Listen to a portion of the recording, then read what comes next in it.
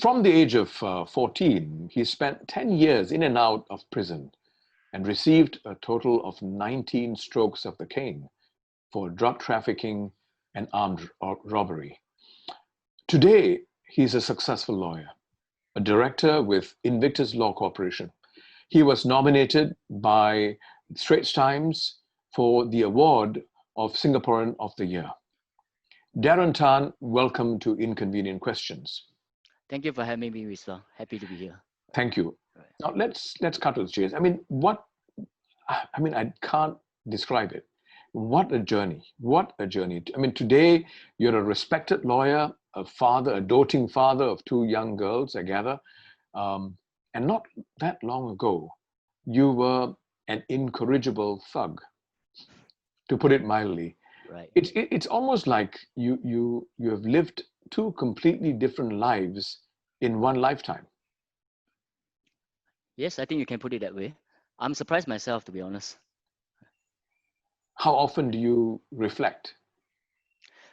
Not as much now. I mean, when I was first out of prison, I was still very tuned in to the previous life. But I guess as years go by, you have other priorities. You get busy with what you're doing, and then slowly, you really stop thinking about your past life. But this is a very good forum and an opportunity for me to maybe perhaps reflect a bit about what happened in my previous life. Right. Well, talking about reflection, right? Let me ask you this question, and I hope you don't mind my asking this question. Not at all. You've clearly turned over a new leaf, but have you been able to come to terms with the number of lives that you would have destroyed? Families torn apart because of especially your drug trafficking. Yes. How do you forgive yourself? Have you been able to forgive yourself? Yeah. So even up until today, my biggest regret has always been drugs trafficking, because I witnessed with my own eyes the harm it does to people and also their families. I guess I could never go back and turn back the clock, so to speak. But what I can do now is really to use my current station in life to do good. And I hope that perhaps one day I'll be able to, I can't totally try to redeem myself for what I've done in the past, but hopefully with whatever remaining years I have, I can able to do some good in what I do. You said that you saw with your own eyes. Yes. Right? Yeah. Could you share some of the devastation that you witnessed? Yeah. Maybe just one example that stuck with me even until today. I sold drugs to this tattoo artist. He's a huge consumer of the drugs.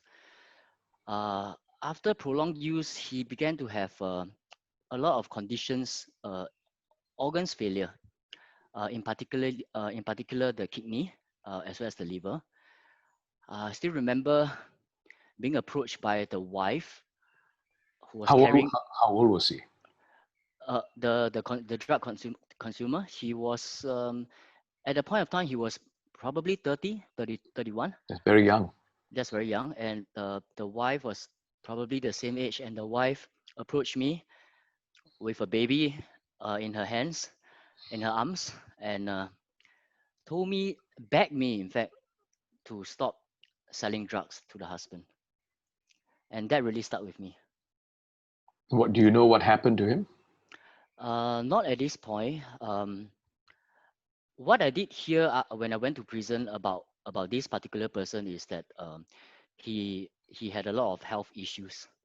Maybe even after I was in prison and all that, I'm sure he would have gotten supply from someone else, some other supplier. And I mean, it scares me to imagine how he is today. Yeah. Yeah. Yeah. You've received 19 strokes of the cane. I've heard horror stories from some individuals who have had who've been caned, even 3 is unbearable. Even 1 is unbearable. I would like to ask you to share what it felt like, emotionally, physically, going through the 19 strokes of the cane. To be clear, I didn't receive 19 strokes at one go, so it was over 3 occasions. First one was 9, second was 7, and then the third time was 3. And I also want to make a distinction between caning that is being ordered by the courts. So that's the usual caning that comes with convictions. And there's also caning that is meted out because you committed an offense in prison. So I want to make that distinction because I got 9 strokes for hurting another inmate when I was in prison.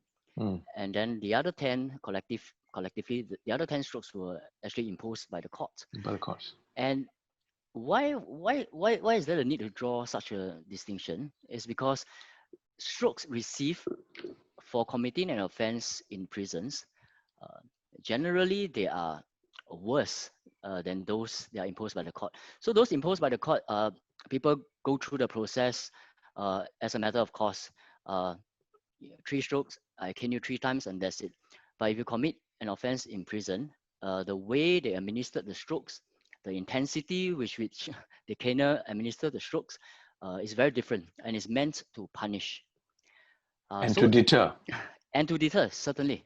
I mean, even the same for court-imposed caning. So the first time I was caned was actually for an offense in prison, and that was 9 strokes. It was the caning that I got the most strokes for. And obviously, it was painful. The first stroke came down, it was like you're being hit by a truck or a car, the impact. But you just felt the force, the impact. And then the pain starts coming in the form of, I would say, it's as if your butt is on fire, right? And it just gets more painful. And it's continuous, right? It's continuous. 9 strokes. 9 strokes. And what's the interval between each stroke, between the strokes? About 5 to 10 seconds, but for institution offense, the strokes typically the interval will be a bit longer for you to feel more pain before they administer the next stroke, and then they start the pain cycle all over again. And the more strokes you have, it also means that you will have the same stroke landing on the same place on the skin, and that is going to cause even more pain. And for my 9 strokes, each stroke actually hits 3. There are 3 contact points for each stroke. So you can imagine for 9 strokes that would be 27 contact points. What do you mean by contact point? So there is the left cheek and the right cheek of the butt, right? And because of the whiplash effect, there will be a third contact point where the cane will meet your skin somewhere along the thigh, on the outside, on the outside. Yeah. So I call that the 3 contact points, right? And inevitably the strokes will also the same. Maybe you may hit the strokes will hit the same place twice or even 3 times, and the pain, I would say, is bearable because I came out of it, obviously, but and you couldn't really do anything about it because you are strapped to this contraption. You can't really move. You tremble a lot because of the pain, and then you just try to control your breathing. I actually prayed while going through it. And okay, so that is the physical aspect. There's also a psychological aspect to it, in a sense that subsequently, when I received my caning for my offenses, prison imposed a system where you had a person who's going to receive the strokes will look at the person before him being caned, right? So you actually see someone in front of you being caned, knowing that it will be your turn very soon, all right? So that could be the psychological aspect. What about the emotional? When you came out of it? Relief. Extreme relief that this is over, because every prisoner going into prison, and then knowing that there will come a time where the caning will be administered, but not knowing when. And that is the emotional and mental struggle. So once once the caning is done, I would say generally there should be a huge sense of relief. Yeah, So, so let me ask you, thanks for sharing this. no problem. Let me ask you this, Darren. Um, how did you heal in prison? How did you heal? Mm, How did you turn around? I mean, mm, was there a specific time or a specific incident mm, that triggered that turnaround? Because obviously mm. there was a turnaround, right? Right. You're talking about my change towards Yeah, becoming a lawyer, right? yeah, I mean, becoming a lawyer and reforming as a human being, Right. Okay. right? Yeah. The context was I was in maximum security prison. I had gotten into a fight with another inmate, so I was thrown into solitary confinement. Uh, and then I had an epiphany of sorts. So I felt that there was nothing for me to look forward to. I basically lost all hope in life.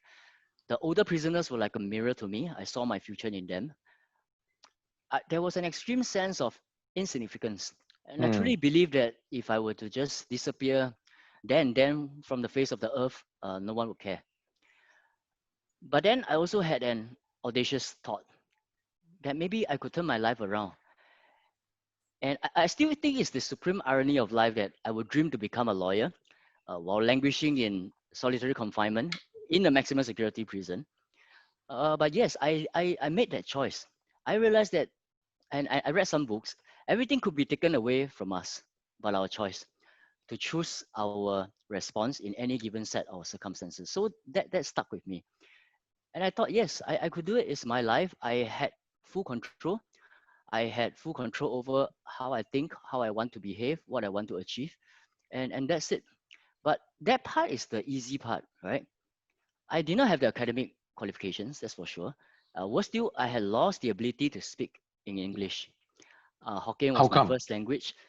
I was expelled from school when I was 17. And in my life of crime, in prisons, Yeah, it's all basically Hokkien, Hokkien and Malay. Malay. Malay, Yeah, Malay for survivor, right?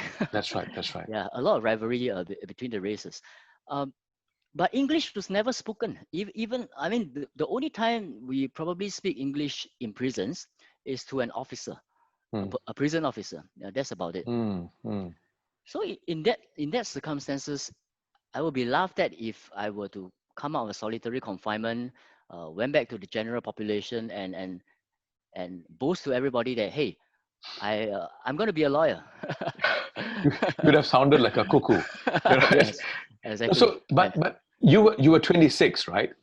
yes, When you sat for the A-level exams, you yes, sat correct. for A-level while you're in prison, I studied for A level while in prison. but I you took sat for the exam I sat outside for the exams outside after my release at 26. at 26. And I gather that you got 4 straight A's for A-levels I Oh yes, four A's and a B, right? and a B. Yeah, That's phenomenal, you know. yeah. So how did you manage to do this, when you couldn't even speak English well? Oh, it was okay. What people see is the transition, right? A story of redemption, a story of someone made good.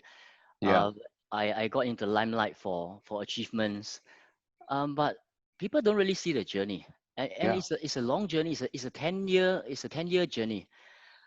Okay, I think I started from the realization that I learned the importance of time. I realized that my life is made out of time. So if I value life, I will value my time. And that prompted me to change my habits. I guess you can say that I became obsessed with making up for lost time. I changed my habits. Whenever I wanted to do anything in prison, I would ask myself, is this going to benefit me 5 years, 10 years down the Mm, road? mm, Yep. If it doesn't, I'm not going to do it. mm. I I had a very simple mantra of sorts. I just needed to be better today than yesterday. So I started with I just need to learn 5 new English words today. I read the papers from cover to cover. I have a dictionary. I had a dictionary by my side. I will learn new words. I can still remember the first chim word that I learned. All right. Gurney. Gurney is like an Gurney, American way of saying a stretcher or pleasure. patient bed, Yeah. right? Yeah, that first word. And it's really a bit by bit, because I had time. I just needed to be better today than yesterday, and that was just how I did it. So Darren, if I may ask you, right? Right, I mean, whatever you're saying right, obviously makes sense to you because you went through it, this journey. But I right, can tell you, as someone who's on the other side listening to you, I still can't figure out what triggered that change. Because mm, most people would have just succumbed, and yes, wallowed in self-pity and really gone deep into the quicksand and not recover. I think for most human beings, that would have happened. But you are exceptional because in solitary confinement, something made that change happen. And I'm trying to understand what was it that made it happen, that change. to be completely honest, Yes. I try not to say this because we are living in a secular society. Yeah. But I essentially gave my life to a higher power and said that I couldn't do it. I rely on you. Um, you made me a promise that this would come to being, and I claim that promise. So essentially, that's that. You're talking about God. Yes. Right. Right. I really appreciate you saying that because, Right. in your case, it's God. And I believe in the case of several other people in similar circumstances, it boils down to belief, you Yes. know, self-belief and a Faith, belief and essentially. faith, Right. faith and Yes. self-belief. And at the same time, someone else believing in you. In Yes. your case, it's God. In somebody else's case, it could be a parent, it could be an Right. employer, it could be the warden. Mm. But I'm very happy that you shared what you just did. It's not that you're proselytizing or anything Right. like that, but it's Mm. important for us to know that it Mm. doesn't just happen, right? Mm. And maybe to add on to your point, I am indeed grateful to many people along my journey who Yes, really helped me.